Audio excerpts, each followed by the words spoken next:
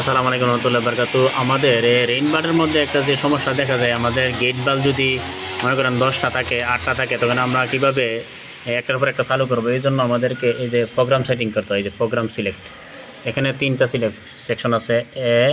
এ দেখেন, L B, L C. ঠিক আছে, আমরা এতে যে গেট বাল্বটা দিব এটা বিতে দিতে পারবো না, কারণ আমরা প্রথমে এতে চালু করতেছি, এতে সেটিং করতেছি 1 নম্বর গেট বাল্ব। এতে আমরা এতে রাখলাম, এরপরে 1 নম্বর গেট বাল্ব 13 মিনিট চলবো। ঠিক আছে, এইভাবে সেটিং করলাম। তার পরবর্তীতে আমরা আবার এখানে যাব।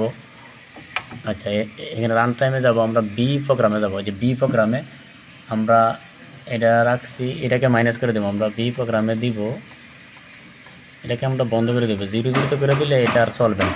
বি প্রোগ্রামে আমরা দিব স্টেশন 2। স্টেশন 2 কত মিনিট দিব?